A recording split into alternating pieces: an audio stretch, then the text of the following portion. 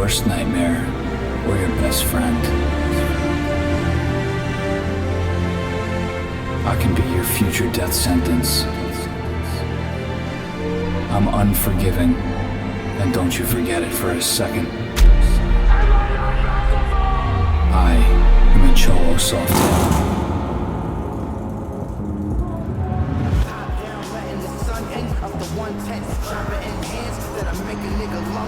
Cruising up the coast, yeah, they choosing us the most. Takeover's complete, I'm using music just to boast. Violent food, straight up all matches in my talent pool.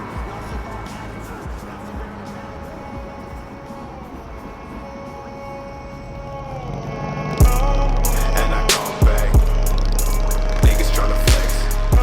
Tell me that I'm lost, so I'm kicking in the back though. Don't even wanna check. Niggas still wanna call it a day. Approach me, ain't got shit to say. Talking to me like you wanted to stay. When they come back around and you still tryna play. Break it down for a nigga. Won't break it down, just a little head love for a nigga. But they steady playing games with a nigga. Steady throwing names for a nigga. One time for you niggas in the poet with my stash. Tryna make it last. Flocks overflow like they did in the past. Ain't with me. All right, here we go. Another episode of the Cholo build. Let's kick it off. So I hope you guys are ready to take some notes. I got a bunch of info for you. Basically just brass trim that I did with the bike. I'm sure you guys have noticed by now that I did it. It's been in the last 3 videos. I intentionally didn't talk about it because I really wanted to save it for a dedicated video, which you're watching right now.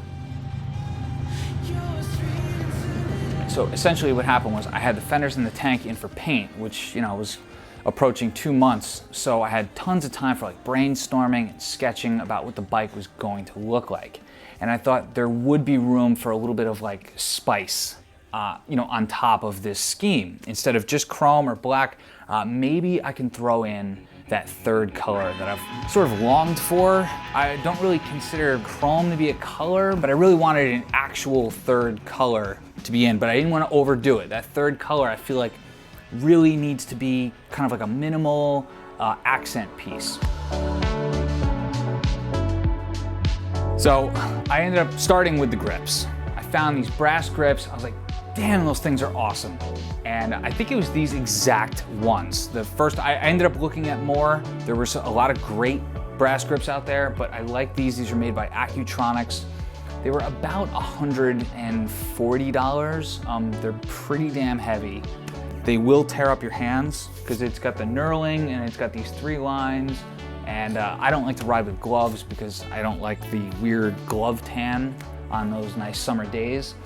So yeah, they will tear up your hand, but your hands will get tough.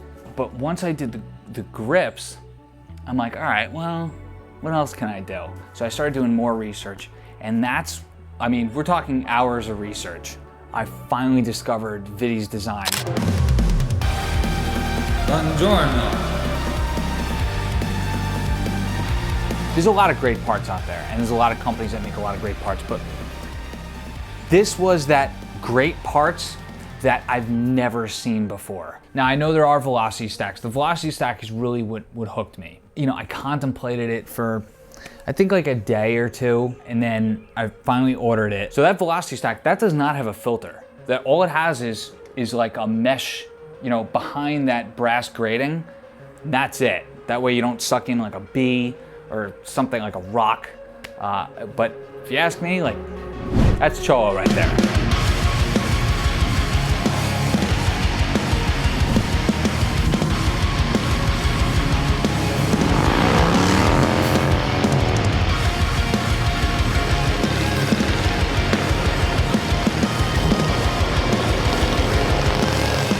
Now, let's learn about velocity stacks. A velocity stack is a trumpet-shaped device of differing lengths which is fitted to the air entry of an engine's intake system. It allows a smooth and even entry of air at high velocities into the intake tract with the flow stream adhering to the pipe walls known as laminar flow.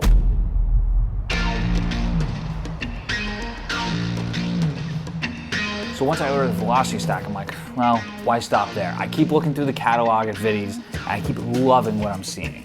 So I stumble on the mirrors, which I love, circular 3-inch mirrors. I had some before. They were black. They were fine for what they were, but you know, they were kind of like eBay cheapos just to get me away from the Harley stock mirrors. keep looking through his website, I find the hand controls, I gotta have them. They look so cool. I've never seen them before. I love the little brass brake fluid reservoir.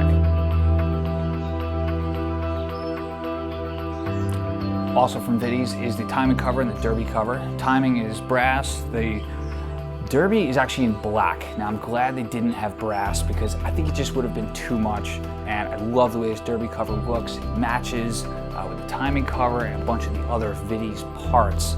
So also from Vitty's was the fork tube caps. I thought it was a nice accent piece, so I got those. I think they look great. Not a single issue with fitment for any of this stuff. So with the Vitty's parts in the mail, which takes quite a while because it's coming from Italy, I kept looking for brass parts.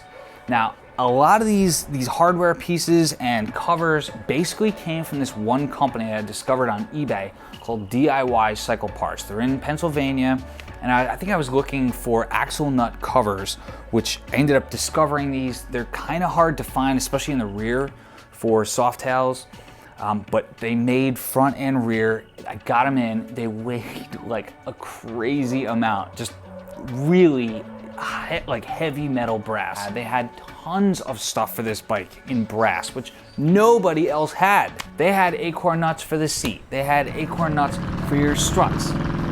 They had a kit already designed to basically replace all the hardware on your engine, which in brass, I was like, yes, please. That is another thing. You know, you got to be careful with brass because that brass is a soft metal. Let's learn about brass. Brass is a copper alloy comprised of 66% copper and 34% zinc. It's considered a soft metal.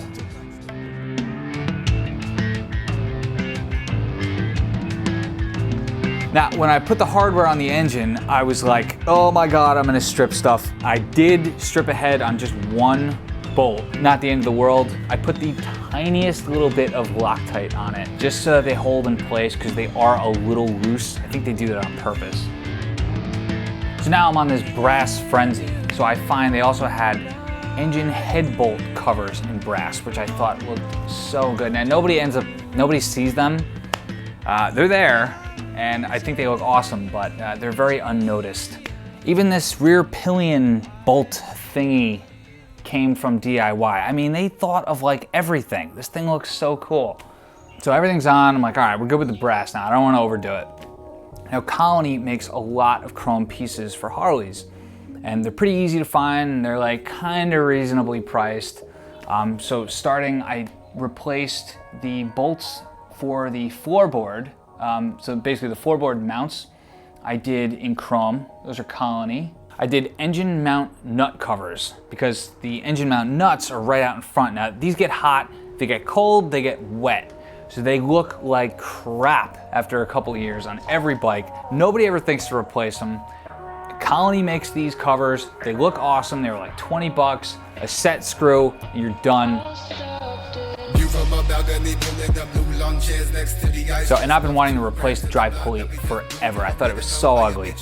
When you do the drive pulley, you're supposed to also replace your drive pulley bolts. So I did ARP chrome bolts. They look awesome. And then a black drive pulley from DNA. Now I have DNA wheels, so and I've had great experience with DNA. So I did their pulley. I think it looks awesome in black. Just complements what I got going on here. So I'm really happy with that. I did it in the exact same configuration as stock, so I didn't go up or down any teeth. So, calipers. Calipers looked like crap. I wanted to replace them with performance machine calipers, but I wasn't ready to spend the money. So I was like, all right, well, these calipers work great.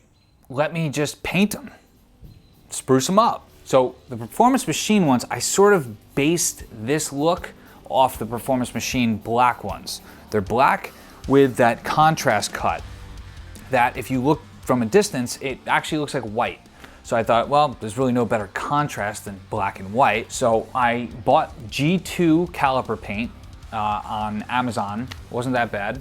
And then I painted them right here in the garage. Took a couple hours, but it was a cool learning experience. Then I bought a white Sharpie paint pen because I wanted to do that kidney looking thing in white.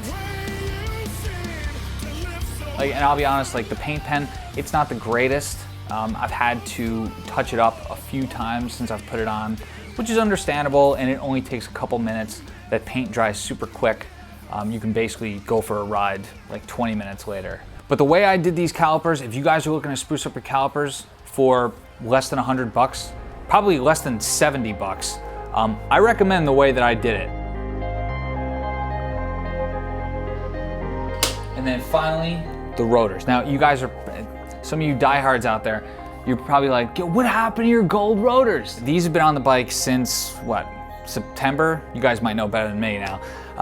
And no problem with them, but I found Lindell gold rotors. Now, some of you guys, depending on how many videos you've watched, you might say, well, your gold rotors were on your bike before. What happened? Well, they were. I had to take them off. Here's one of them. Now, here's how it works with the Lindell gold rotors. Now, they're not paying me, so I'm just gonna say whatever I want. These gold rotors, they will not warranty or guarantee that the gold will stay intact, but they tell you that the gold will stay intact if and only if you use their specific brake pads designed for these rotors. So I bought the gold rotors, I bought those specific brake pads, and 2,000 miles later, the gold's coming off. Call up Lindell, I'm like, hey, you know, this is the deal. It's coming off. He's like, all right, send me some pictures, I wanna see. Sees the pictures, decides he wants to see the rotors and the pads for himself. So I have to jack the bike up, take everything off, box them up, ship them out to Texas. So when they sent this back to me, they also sent me a pair of different brake pads that they're like, all right, these really won't wear off your gold finish. All right, we'll see.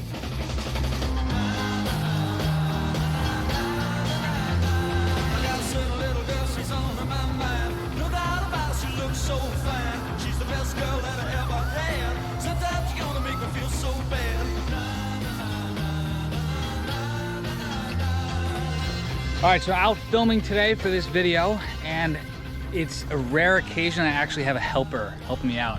Another subscriber, here's Hunter, introducing him into the channel. John's bike is a pain to ride, it hurts your hands. Awesome looking bike, but it hurts.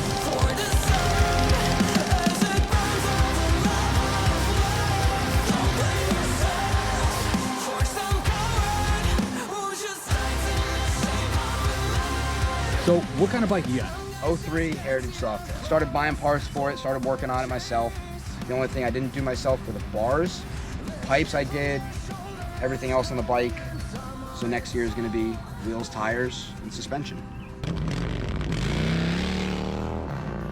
Just keep in mind that if you're gonna do trim in a third color, just know when too much is too much. But in the meantime, you guys wanna see more rides? Do you guys wanna see more parts stuff? Just let me know, bring it in. I wanna know.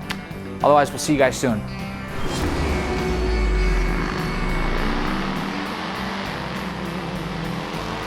But no smile.